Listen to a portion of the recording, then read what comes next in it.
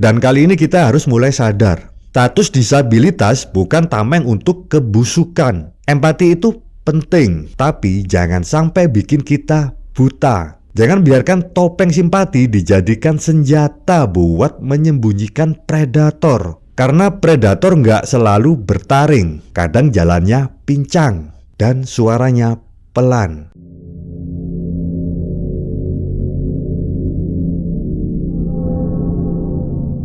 Selamat datang di Zona Kriminal, tempat di mana logika sehat seringkali kalah telak sama tabir kemunafikan. Aku Berio WB, dan kali ini kita bakal ngobrolin kisah gelap dari pulau yang katanya indah, tapi ternyata menyimpan bau amis yang busuknya tembus sampai ke daratan. Kasus yang melibatkan seorang pria disabilitas sebagai pelaku predator anak, yang aksinya tertutup rapi oleh simpati dan kepercayaan. Tapi ingat ya, simpati itu bukan tameng buat kejahatan. Mari kita kulik secara santai kasus ini. Tonton sampai selesai. Siapa sangka pintu masuk kasus ini bukan dari laporan warga, bukan juga dari curhatan korban, tapi dari dunia maya. Tepatnya laporan dari National Center for Missing and Exploited Children di Amerika Serikat. Ya, Amerika, bukan RT setempat. Jadi pihak NCMEC ini nemu akun Google Drive yang mencurigakan. Isinya konten pornografi anak. Dan email pelaku masih pakai nama sendiri. Jenius guys, jenius. Ini saking pinternya apa cuma karena nyaman aja ya. Nah, setelah ditelusuri, semua jejak digital itu lari ke Pulau Tidung, Kepulauan Seribu. Bayangkan ya, pulau kecil yang katanya surganya wisata, ternyata juga jadi tempat bersembunyi predator busuk. Dan yang lebih ironisnya lagi, pelakunya itu seorang pria disabilitas yang selama ini dianggap nggak mungkin macem-macem. Karena apa? Ya karena jarang ngomong, jarang nongol, dan katanya penyendiri. Padahal ya ternyata nggak seintrovert itu. Kepercayaan masyarakat dan keluarga terhadap si pelaku ini justru jadi selimut hangat buat kelakuan bejatnya. Dikit-dikit dikasih label kasihan. Padahal si predator udah menyasar 2 anak tetangganya sendiri sejak usia 8 tahun. Jadi bukan masalah teknologi yang bikin bahaya, tapi ketika simpati kita dibutakan oleh rasa malas untuk curiga.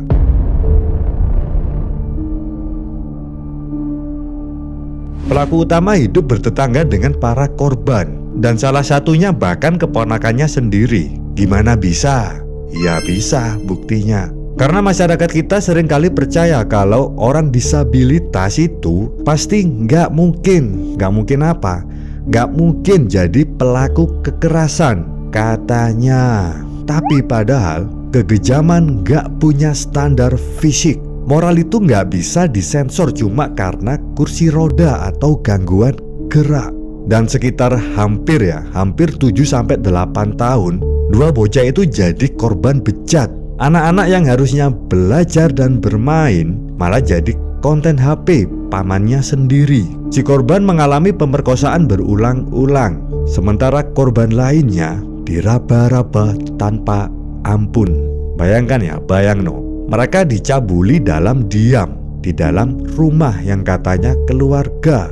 Tapi kenyataannya rumah itu adalah neraka kecil yang tak bersuara. Dan jangan lupa bahwa pelaku ini nggak sekedar menyimpan video. Dia juga menyebarkannya, menjualnya. Bayangkan betapa sadis dan sistematisnya kejahatan ini. Ini bukan kecelakaan, ini industri kelam dari pikiran yang busuk. Tapi sayangnya kita masih hidup di masyarakat yang lebih sibuk menanyakan, tapi dia disabilitas kan? Ketimbang bilang dia pelaku kejahatan.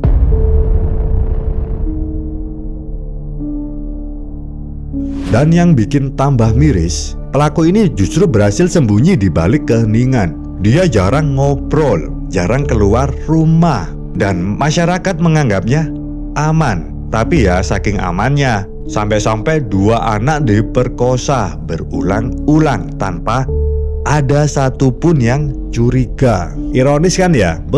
Ironis banget. Kita lebih gampang percaya keheningan ketimbang sinyal bahaya dari anak-anak di sekitar kita. Dan kalau kita ngomongin keluarga korban, mereka tinggal di lingkungan yang sama, bahkan dekat. Tapi kan tetap aja pelaku bisa lolos selama hampir 1 dekade. Kenapa? Karena kita selalu diajari untuk maklum.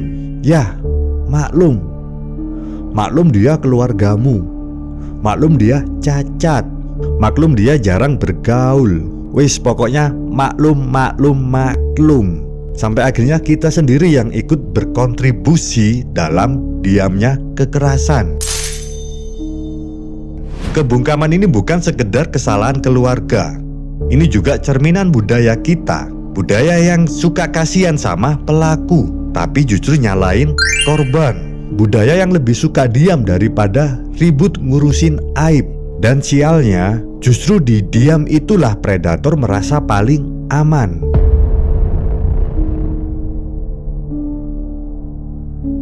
Akhirnya polisi bergerak cepat dengan melakukan penyelidikan yang akhirnya membongkar semua aib itu. Pelaku yang semula dicari di Pulau Tidung malah ditangkap di Karawang. Kok bisa nyasar? Bisa jadi dia kabur. Bisa jadi juga datanya beda-beda. Tapi yang pasti, ponsel pelaku jadi saksi utama. Isinya bukan cuma kenangan, tapi juga bukti kejahatan.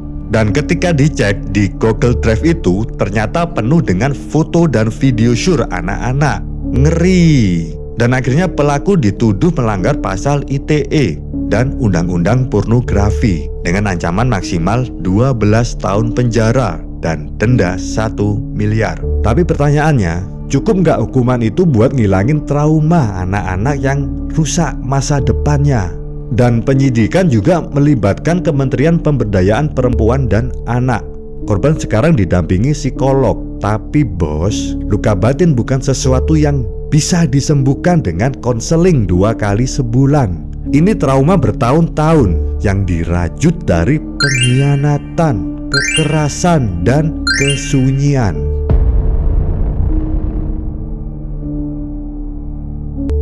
Dan kali ini kita harus mulai sadar, status disabilitas bukan tameng untuk kebusukan.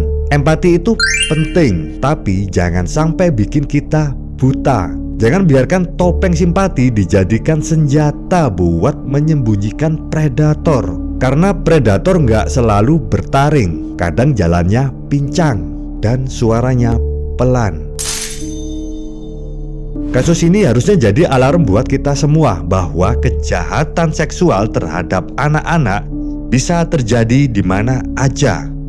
Bahkan di tempat yang paling tidak kita duga, dan bahkan oleh orang-orang yang paling kita percaya. Dan kalau kita masih lebih nyaman bilang, kasihan pelaku, maka mungkin kita juga bagian dari masalah. Kita terlalu sering pakai empati buat yang salah, dan terlalu pelit kasih perlindungan buat yang benar-benar butuh. Nah, seakan-akan pelaku dicari-cari alasannya dan korban dicari-cari salahnya. Aku Berio WB.